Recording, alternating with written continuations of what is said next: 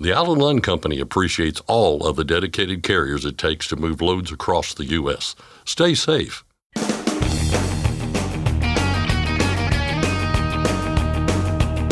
OOIDA, representing America's truckers since 1973, presents Landline Now with your host, Mark Redding. Recently, the Commercial Vehicle Safety Alliance announced the dates for another of its annual efforts, Brake Safety Week. I'll discuss what will happen on that and more with Carrie Wierakowski, CVSA's Director of Roadside Programs. Most people at some time or other in life have purchased something by making payments, something typically called an installment plan.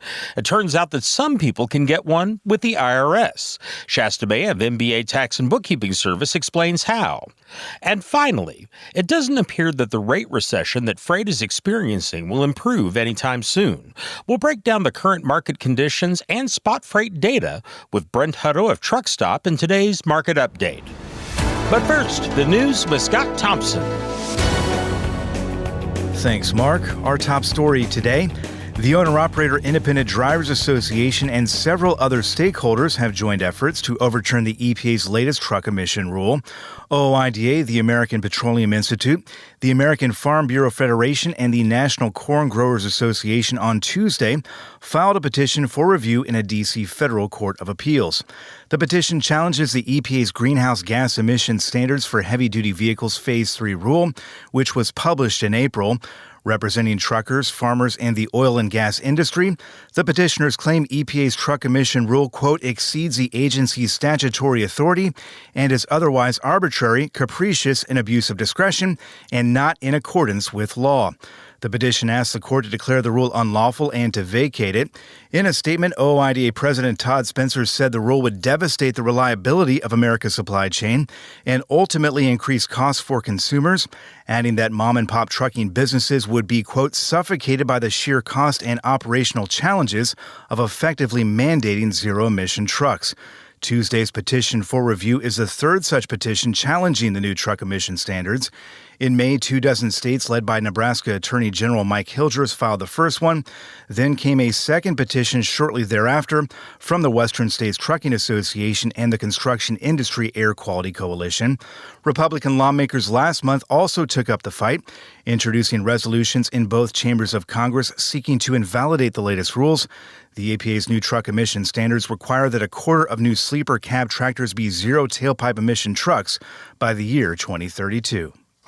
For the first time in more than 2 months, the price of diesel is up on the Energy Information Administration survey. The average came in at $3.73 a gallon last week, up more than 7.5 cents from the week prior. It's the first increase since April 8th on the EIA report. Prices were up in 9 of 10 regions last week, the only exception being New England, where prices were down 1/10 of 1 cent. The Midwest saw the biggest increase at just under 11 cents. We'll have to wait until next week to see where prices land this week, but ProMiles.com data suggests the gains might be short-lived. The Tuesday morning average was $3.71 in the ProMiles report, a decline of 2.5 cents compared to the same day last week, with prices declining in all 10 regions. A few new developments in the freight market and the U.S. economy are giving experts hope that the rate recession will improve soon. Brent Hutto with Truckstop says drivers will have to wait out these summer months and manage what they can control, namely the bottom line cost of their business. Rates hadn't changed. They've been $240 the last 4 straight weeks. It's not going to, that hasn't changed, which means that the rates are stabilizing, and that's a good thing because they're a little above where they were maybe 2 months ago.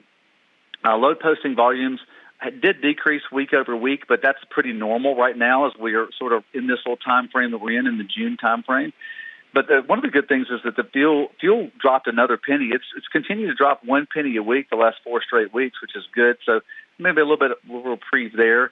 And then what we're looking at is the contract freight market as well continues to kind of the rejection index that I always talk about, that I ask owner operators to look at. The rejection index has stabilized for the last 3 or 4 weeks around the high 4s. And so when it gets into the 5s, in other words, 5% of contract freight that was negotiated in the contract is like being rejected or renegotiated, some of that freight comes in the spot market, and when it does, rates go up. For a full market update, stay tuned to later on in our show. PACCAR is recalling several thousand trucks of various models after discovering a steering-related issue. According to the National Highway Traffic Safety Administration, PACCAR is recalling nearly 4,000 new Kenworth and Peterbilt trucks. The tie rod or drag link assembly may contain an improperly heat-treated ball stud, causing it to break, leading to a loss of steering control. There are 9 Kenworth models under the recall and 7 Peterbilt models, all model year 2025. For a full list, check out our story on landline.media. PACCAR is urging owners of affected trucks not to drive the vehicles until dealers can inspect and fix the issue free of charge. Contact customer service if you have an immediate concern or question. The Federal Motor Carrier Safety Administration has announced a couple of exemption requests and renewals this week. One is for U.S. custom harvesters. Back in October, FMCSA announced it had granted the company a 2-year provisional exemption that allows drivers under the age of 21 to work in multiple states. The notice this week finalizes that decision, meaning the exemption will run through October 3rd of 2025. U.S. Custom Harvesters has worked under this exemption before, the only difference being the time frame. It was previously a 5-year exemption, and the company had asked for the same this time around. But FMCSA decided on 2 years after learning that some crashes involving exempted drivers had not been reported.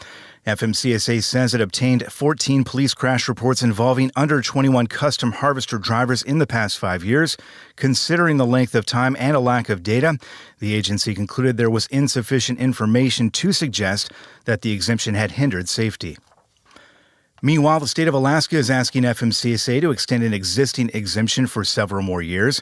Alaska already has an exemption from a portion of the entry-level driver training rules through the rest of this year. FMCSA granted it in late 2022 because of the state's unique geography. It applies to 14 areas throughout the state that lack the infrastructure needed to complete the full skills test. Alaska, in its new request, has asked for an extension of another 5 years.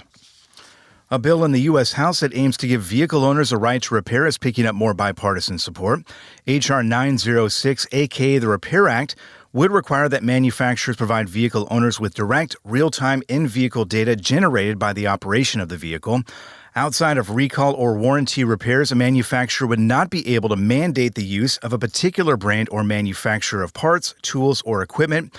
Last week, Representatives Elise Stefanik of New York and Bill Foster of Illinois became co-sponsors of the bill, bringing the total to 54, with an even split of Republicans and Democrats pledging support. OOIDA is among the groups supportive of the Repair Act. In a post on the Fighting for Truckers website, OOIDA said the legislation would ensure that truckers and carriers have access to information about their vehicles to help them diagnose and repair problems. The owner of multiple trucking companies in Tennessee has been indicted on multiple counts of forgery, identity theft, and more.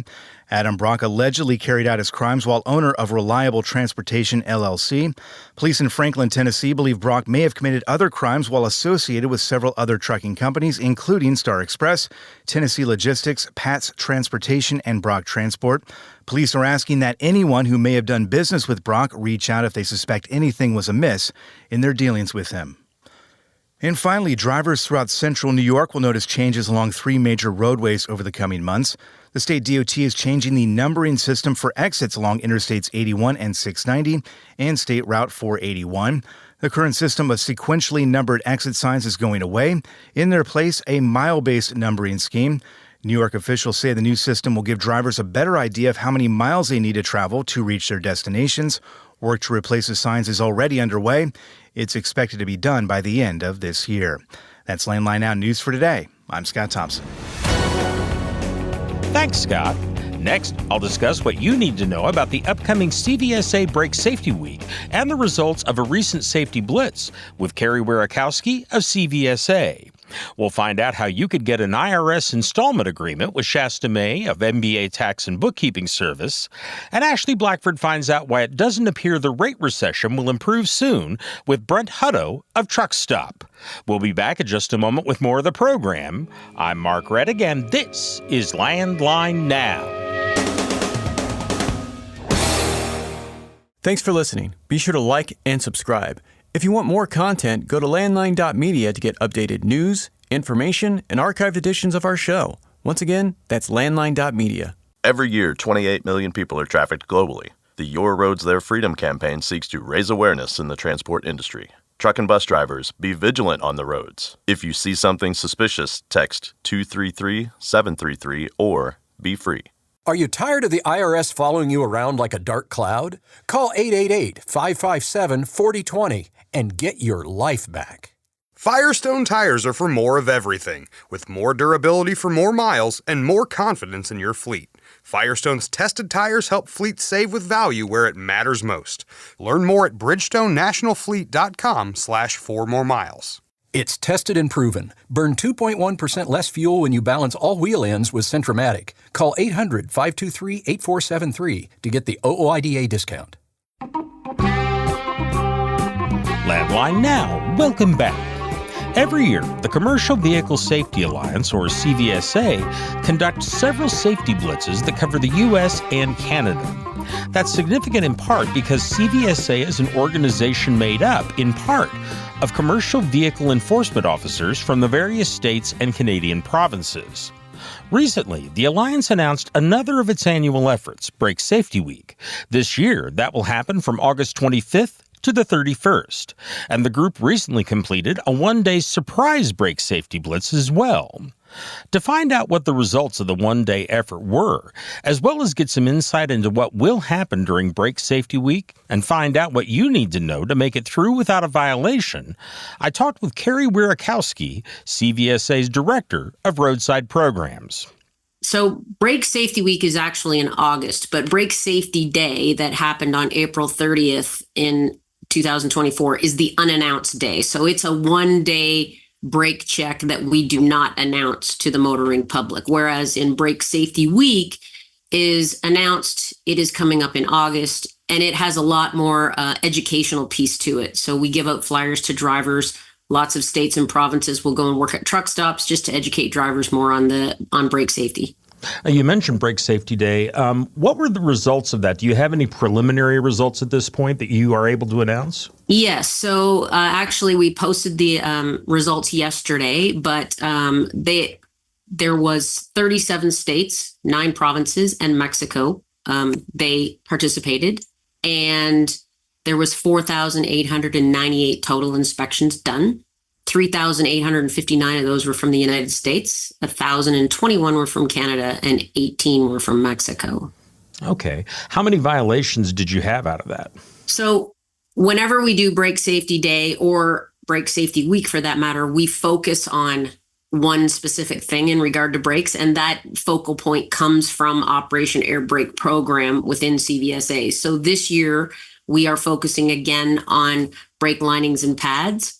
So in total, there were 108 brake lining and pad violations on power units and 66 brake or lining pad violations on towed units. So it sounds like the vast majority of the trucks passed with flying colors. They did. Yes, they did.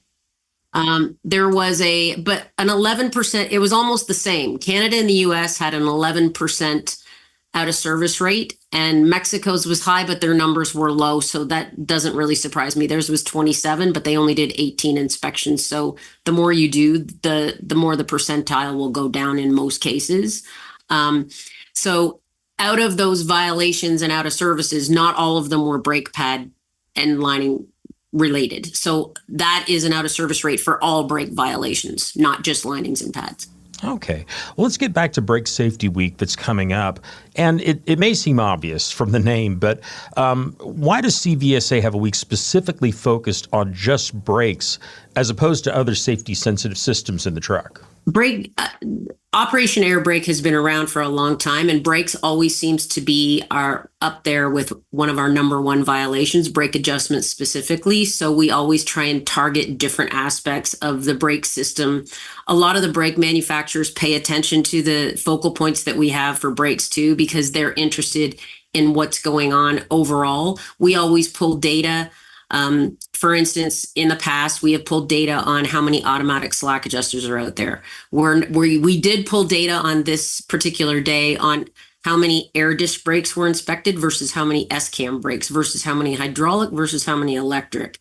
Particularly when you're dealing with brake pads and linings, we want to see what the population of S-cam brakes are to air disc brakes, because we know just simply by the makeup of the brake, it is easier to find brake violations on linings and pads when you're dealing with S-cam brakes than it is on air disc brakes, just solely because the pads are pressing up against the caliper and it's very difficult for inspectors to see.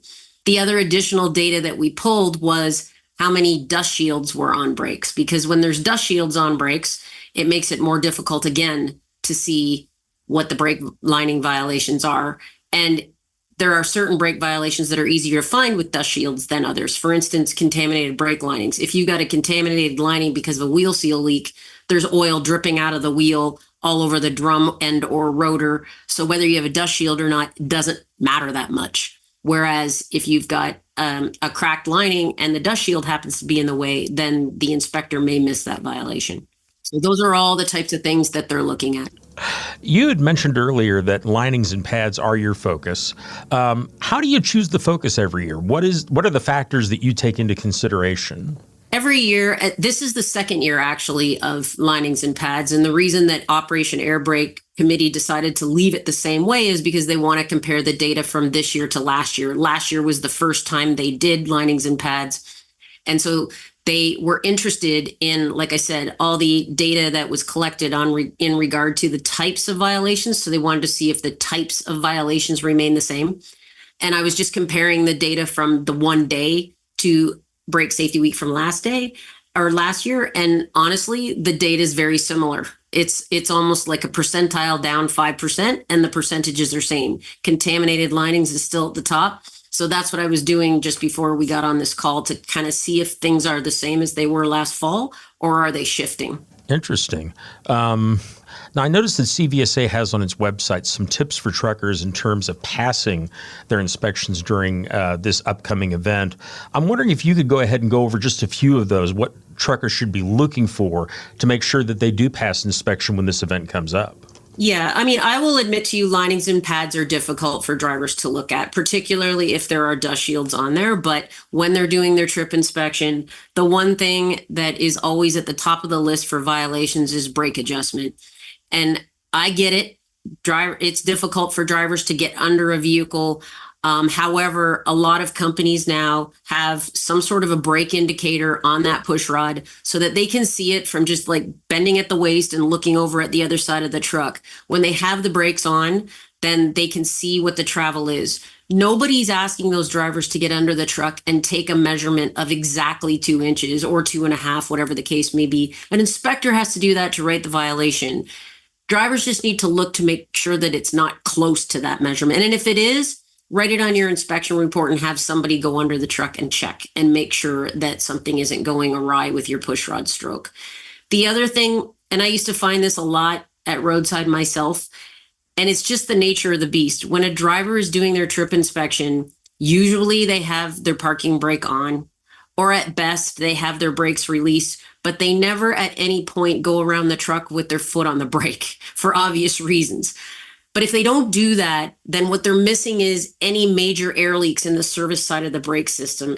And 90% of the time I ever put a driver out of service for any type of major air leak, it was on the service side of the brake system. And I didn't hear it, and he wouldn't hear it, or she wouldn't hear it until the driver's foot on the brake is on the brake. But during an inspection, unfortunately, that's too late. Now your compressor can't keep up. Drivers don't necessarily notice it because they're not giving a full brake application all the time when they're driving. They're just barely touching their brakes, driving at a regular speeds. They're not pumping the brake and keeping their foot on it hard like we asked them to do during an inspection, and they miss those leaks, and then ultimately they're placed out of service because the leak is too great. One of the things that we always tell people when events like this come up is, one particular person we interviewed called it the 6-pack, that if you do have those automatic slack adjusters, if you give 6 full compressions of the brake, if you go all the way down on the brake 6 times, that typically that will bring it back into adjustment. Has that been your experience? No. Honestly, once it goes out of adjustment, I have never had that experience myself. I will tell you that probably from a proactive standpoint, if everything is working as it should, that's not a bad idea for a driver to do, but it is not a fail safe, because if anything is going on with that brake, the brake manufacturers that came to vehicle committee years ago say, and they still say, 75% of the time that a brake is out of adjustment, it's not the slack adjuster's fault. It's worn out camshaft bushings, it's seized clevis pins, seized anchor pins. Something else is going on inside of that foundation brake. So doing what you suggested isn't going to fix that problem, and it's not going to adjust that brake. So I hesitate to say that to drivers because I don't want to give them a false sense of security that will work every time. If everything is working as it should and the slack adjuster is the right type, then it could work. So it's certainly something they can do, but I can't guarantee it's going to work every time. Okay. There's something that was the subject of a phone call we received a while back. During these safety blitzes, typically these inspections are taking place at way stations or at rest areas. We did have some truckers call in from Road Check and talk about inspectors just stopping them right at the side of the road. Is that typical? Is that recommended? And is it something that people should be ready for with this upcoming Brake Safety Week? Generally speaking, if they're going to do a level 1, yes, they may stop them on the side of the road, but they probably won't do the inspection, depending on what the side of the road is. I mean, I used to work on area patrol and a secondary road with no traffic, with large shoulders. It was possible to do them on the side of the road. But generally speaking, they will pull them over and then take them to another location to do the inspection. That could very well happen. Road Check, on the other hand, generally is more, kind of first come, first serve.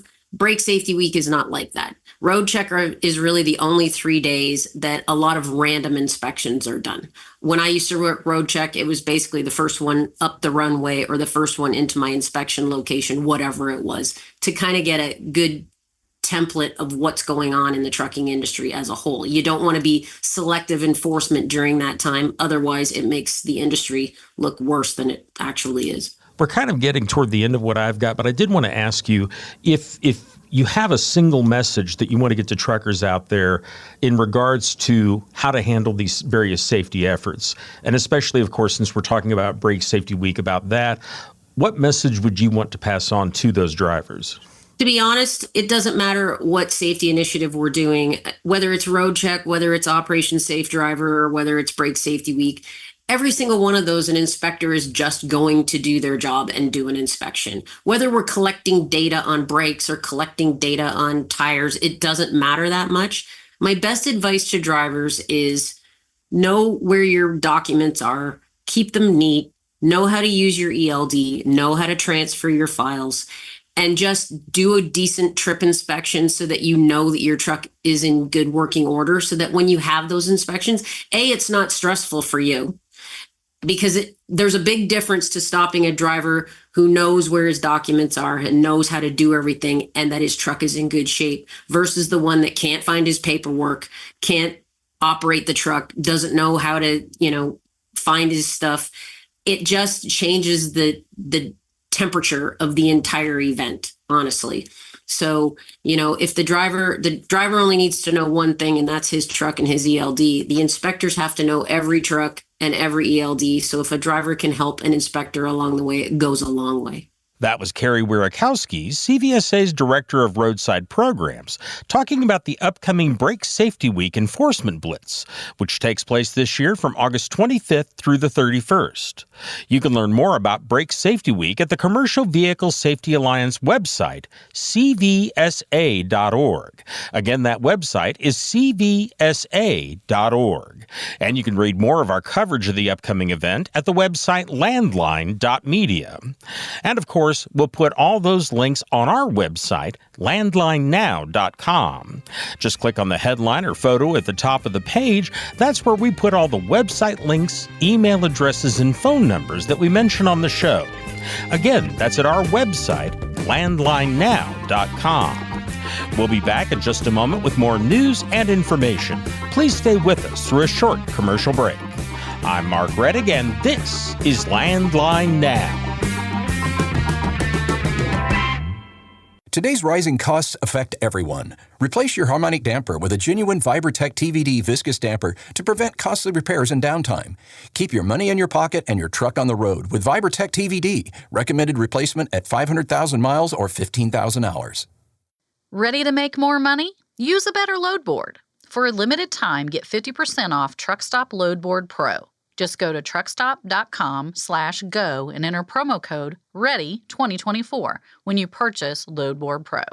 Attention professional drivers, do you owe money to the IRS? Integrity Tax Relief Group frees drivers from IRS trouble. Call for help now, 855-976-4291. That's 855-976-4291. Landline Now, welcome back. Most people at some time or another in life have purchased something by making payments, something typically called an installment plan. We could be talking about a car, a piece of furniture, or some other fairly expensive item. Well, it turns out that if you get into a specific kind of difficult situation, financially speaking, you can set up an installment plan with the IRS or Internal Revenue Service, although they call it an installment agreement. So what are the circumstances in which you can get an IRS installment agreement, and how does it work once you're in one? To get some information, I called Shasta May of MBA Tax and Bookkeeping Service. I guess we need to start, Shasta, with what sort of situations could end up putting you into an installment agreement? When did these things come up? So essentially what an installment agreement is it's a payment plan that you set up with the IRS if you are not able to pay the balance that you owe in full. That's essentially what that is them giving you an opportunity to take care of the tax liability through a monthly payment plan. What's required if you're in this situation to get an installment agreement approved? I mean, what is the process you have to go through? Well, first I'd like to mention the IRS will not approve any installment agreement until all tax returns are filed. So first and foremost, in the resolution process, it's getting all the back tax years filed so that then you're in a position to negotiate payment options. And the payment options are there's several different options, and what the IRS does is kind of breaks it down by amount owed. So if you owe less than $10,000, you are gonna get it automatically approved, most likely.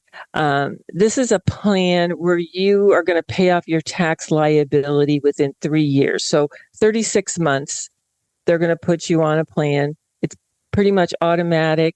You apply for the plan online, and then you're off to making your payments, which will be done in 36 months. Now, if you owe over $10,000 and up to $50,000, you can apply for what the IRS calls a streamline installment plan. This is a 72-month, a 6-year plan that you can, set up with them. And if the amount you owe is between $25,000 and $50,000, you must agree to direct deposit or payroll deduction. The acceptance on a plan like this is not guaranteed. The IRS usually doesn't require additional financial information with this plan. However, if you cannot pay the amount you owe divided into, 72 payments, you're going to have to go through a couple more processes. You're going to have to fill out their collection information statement. Okay. There was something you said there a moment ago that I want to kind of go back to your Shasta. You said that you have to file all your returns before you can talk about an installment plan. And that kind of makes me wonder, is this something that typically comes up with people who have not filed taxes for 1 or more years? Or are there other types of situations where you might end up in an installment agreement? Well, it's both. There's a lot of times where, you have a year where maybe you've been making your estimates, but your income is much higher than the estimates you paid in. So you end up owing a large balance that you're unable to pay. So really your only option is to get into an installment plan to get that paid down. Now, with taxpayers who haven't filed back year's returns, that situation can just get out of hand really quickly, because on the IRS's side, say with someone who's an independent contractor, owner operator, the IRS is receiving 1099s that have huge numbers, 100,000, 150,000. And until you file a tax return, they think you put every penny of that in your pocket, where you and I know once a tax return is filed and all the expenses are taking, the fuel, the repairs and maintenance, all the expenses to operate a trucking business, your profit is a fraction of that. But until they get that return, they think you owe tax on, six figures, when in reality you don't. So they can get very aggressive with trying to collect that money. But when you file a tax return, you're letting them know, listen, I don't owe you on a $150,000 profit. I owe you on a $30,000 profit. The problem becomes if you haven't filed, say, for multiple years, even once the tax return is done and those numbers are more reasonable, the taxes that you owe, it can really snowball into a large amount of money that you just aren't going to be able to pay unless you work something out with the IRS for a monthly payment plan. Something else you said a little bit ago here is that acceptance to these plans is not guaranteed. What are some of the reasons that they might reject you for an installment plan? Well, when you get to an amount, like if you owe over $50,000, qualifying for a plan is a whole nother ball game. You typically really need help of a tax professional in a situation like that, because you've got to give a lot of financial information, and basically the IRS assumes you're not going to be able to do it in 72 months. So what they're looking at is, okay, how much money are you bringing in? What are your expenses? What are we going to allow of those expenses? And we're going to tell you how much we say you can afford, and you're going to pay it, and we're going to give you this very tight, limited situation with the payments. So if they don't, in that instance, give you that option, if you don't get the installment agreement, if they're not going to put you through that process you just described, what are your options then? Well, depending on your situation, there's situations where it could be a hardship, a significant hardship. In that case, what you want to do, and typically you want to have a little help with this from a tax professional, or you can try to do it on your own. What the IRS considers a hardship would be, if you've lost your job, you've become disabled, illness, those things. Then they may put your collection action essentially on hold and put you in non-collectible for a period of time, allowing you to get your situation under control. And then you can go back and try to negotiate a payment plan when you're back on your feet. But what you think might be a significant hardship may not qualify as far as the IRS is concerned. And the problem with not handling it and not dealing with it is that you run the risk of having wages garnished or your bank account levied. And that's what we really want to avoid. Once you have an installment agreement in place, you don't run that risk of having them just come take money from your bank account or take money out of your wage, out of your income. Once you get on the plan, you don't want to default. Defaulting on a plan would be, not making the monthly payments you've agreed to. Also not keeping current on your current tax returns, and not making your estimated tax payments or paying in tax that you owe. Because in the fine print of an installment agreement is that in addition to making these monthly payments, you also have to file your tax returns in a timely manner, and you also have to keep current with your tax payments. So that's tricky. So that's a lot. So You've got to make your estimated tax payment. You got to be out there working, and you got to make this monthly installment payment. So I always recommend to clients, never agree. Like a lot of guys will go, well, I can pay $1,000 a month. Well, maybe if they're only asking for $500, agree to $500 a month. And then you can always give them a little extra if you're having a good month to make that installment agreement go faster. But you never want to obligate to more than you can pay. You can always pay more if you have it, but you can't ever pay less. You can't ever not make that payment you've agreed to with the IRS. And that's when they might go in and start looking at your bank accounts, your assets, and so on. Correct. Okay. One other thing I wanted to ask you about here, Shasta, and that is we're talking about these installment agreements, and I think a lot of people are primarily thinking about the tax balances they owe. But I would think if you're that late that you've also got to be looking at some interest and some penalties. What sort of fees could you face in this installment agreement? How might that affect your balance in terms of penalties or interest or so on? So even if you're in a monthly installment plan, the balance is still subjected to a monthly penalty and interest on those balances until they're paid in full. The interest rate is federal short-term rate plus 3%. The failure to file penalty rate decreases once you're in an agreement with the IRS. It goes from 0.5% of the tax owed per month to 0.25% of the tax owed. So that helps. That's a big help there, getting in that plan, because you cut down that that additional amount charged.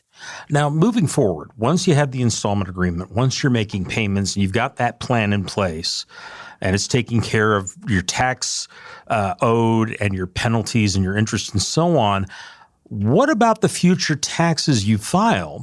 For example, what if you qualify for a refund the next year or in a future year while you're on this installment agreement? If you have a balance owing to the IRS, they will always keep any refunds coming. They will keep that refund, and they will apply it to the tax balance that you owe. They'll apply it to the oldest tax first, but you won't get a refund, any refunds you have coming until the balances are all paid in full from your installment plan. Okay, so definitely you want to be thinking in those terms, or just avoid the whole situation in the first place. Yes. And also, too, I'd like to just urge people, it becomes very overwhelming to have a tax liability. And it's easy to put your head in the sand, but I promise you, if you take those first steps, just get in a plan. Let's just start chipping away at it. Let's get you current with your current taxes. Let's keep you current. Let's get a reasonable payment amount going for you so that you can move forward and get out from under this big, dark cloud. Okay. Well, Shasta, that's all I had. Thank you very much for all the information. Thank you so much for having me on the show. I've been talking with Shasta May of MBA Tax and Bookkeeping Service about IRS installment agreements. If you have questions about this or other tax matters, you can contact Shasta May by calling 1-888-407-1669, by email at smay@mbataxhelp.com, or by going to the company's website, mbataxhelp.com.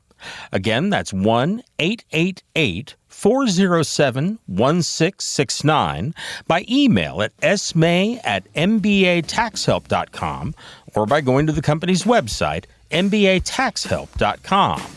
We'll have all that information on our website, landlinenow.com. Just click on the photo or headline at the top of the page, and you'll find all the email addresses, website links, and phone numbers we mention on the show, plus links to related articles. Again, that's at landlinenow.com. I'm Mark Rettig, and this is Landline Now.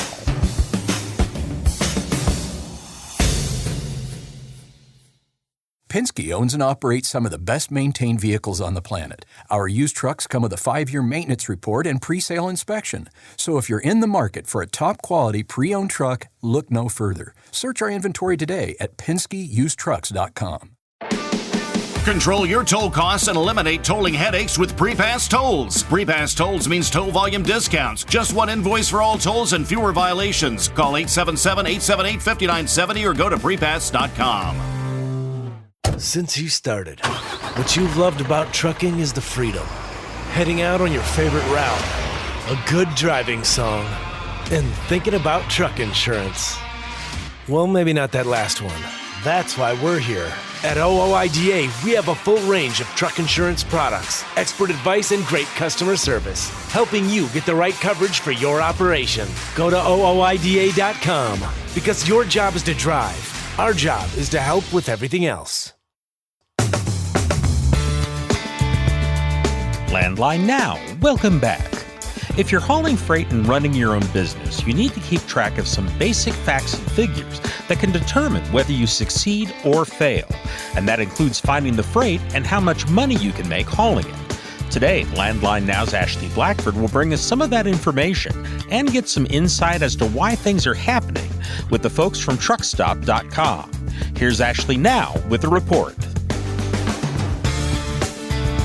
Thanks, Mark, and hello to Brent Hutto with Truckstop. How are you doing today, Brent? Well, I'm doing fantastic, Ashley. I'm just celebrating Father's Day and having a big time. I know many truckers out there celebrating the same thing, so it's always a fun day for us dads out there, or for people that are dads to others. I mean, many people do that, so that's a cool thing. It's been a great weekend. Awesome. Now, your theme song for this week is Cruel Summer. I'm curious, what are the current market conditions? And judging by the song, I'm not super hopeful here.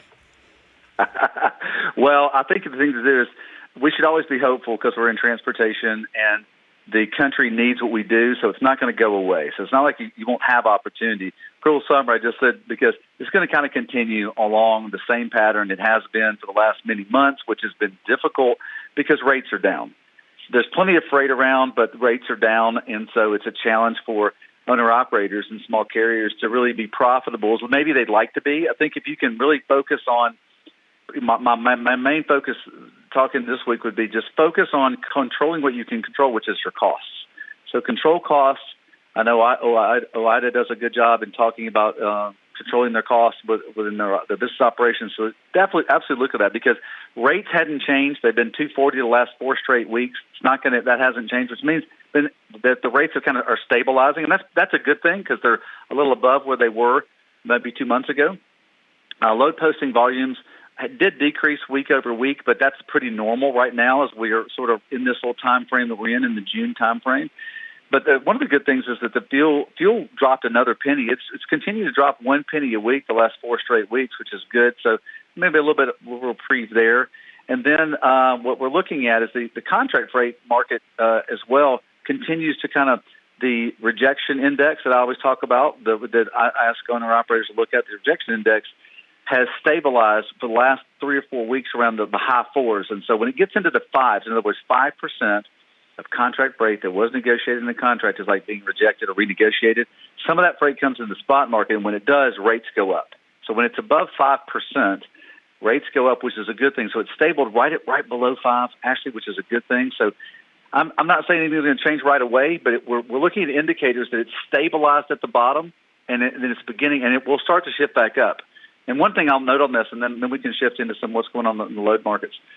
Derek Leathers of Werner was speaking at the Wells Fargo annual meeting for logistics and transportation. He kind of reiterated the same thing. He said, we've stabilized the bottom, and we should start shifting out over the next many months. It's not going to be immediate, but over the next many months. And he even talked about controlling their costs. In the last 2 years, they've cut over $80 million out of their operating capital. So control your costs is a big deal. What are some of the top regions and lanes from last week? Yeah, fantastic. Well, top regions and lanes, we look at things. First off, load availability did drop, in other words, but we're just at normal, kind of still at normal. We were a little above normal.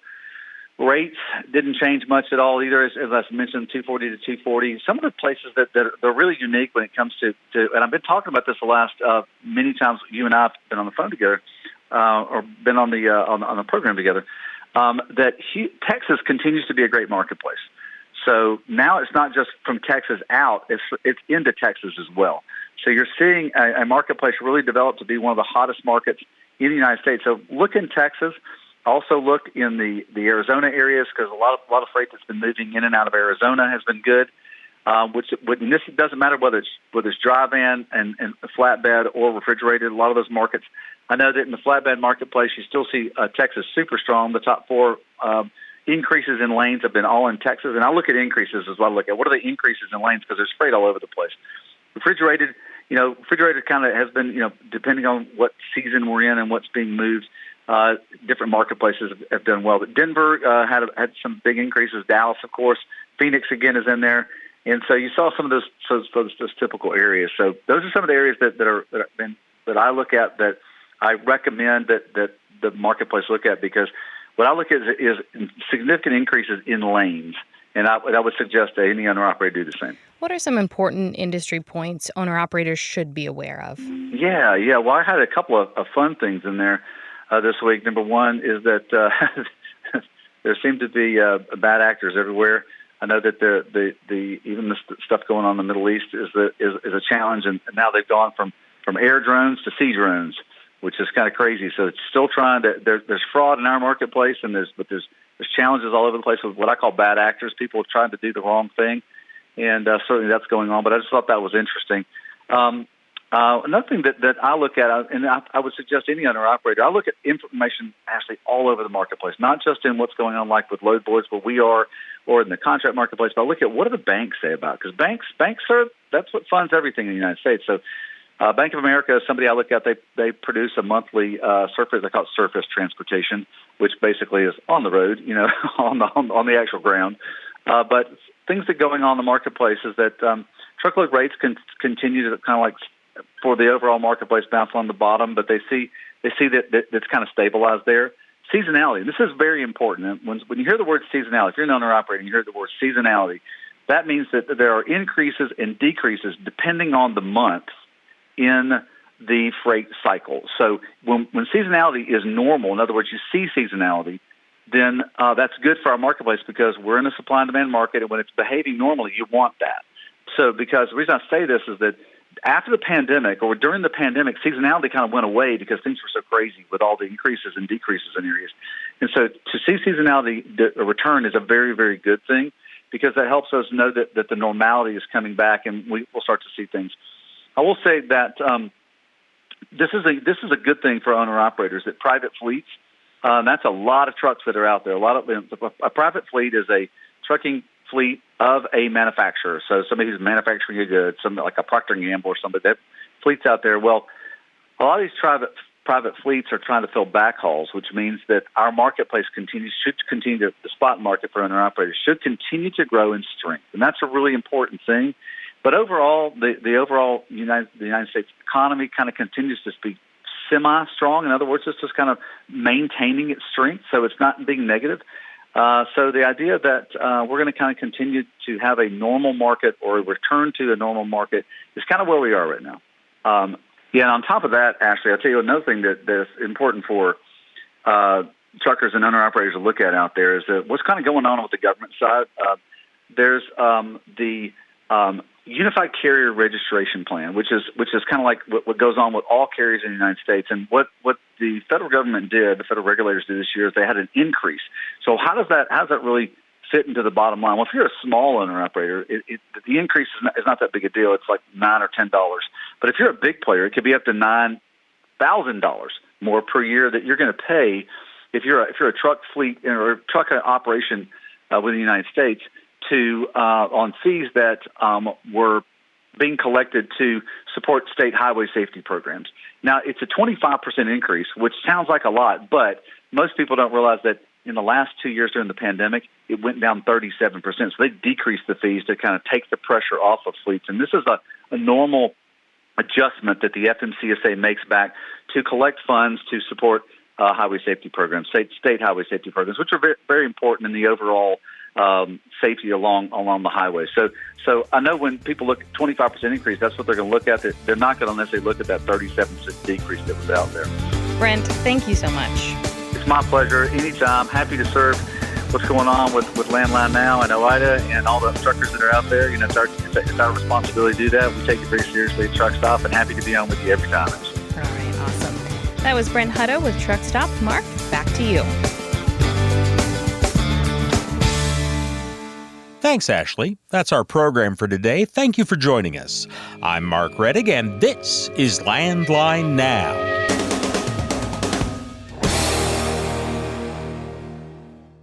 Thanks for listening. Be sure to like and subscribe. If you want more content, go to landline.media to get updated news, information, and archived editions of our show. Once again, that's landline.media. Capital Reman is your leading source for quality remanufactured engines and components. Capital Reman stands ready to serve all OOIDA members to help reduce costly engine repairs or replacement. Visit capitalreman.com today and use code OOIDA10 to save. Get the most power performance out of your rig with Howe's Diesel Defender. It provides maximum lubricity and contains specialized IDX4 detergent to clean and prevent deposits and safely removes harmful water. Visit HowesProducts.com for more information. I'm a dad, a son, a husband, wife, I'm a writer, photographer. I farm. I'm a veteran. I love old cars, fishing, my kids, chrome, and I am a professional truck driver. And together we are OOIDA. OOIDA was founded by truckers to stand up and speak on behalf of truckers. We've done that by combining the individual voices of our members into a single, powerful voice. Protecting your interests, defending your rights. Join us! Make your voice heard. Join OOIDA, the Owner-Operator Independent Drivers Association. Call 1-800-444-5791 or visit OOIDA.com.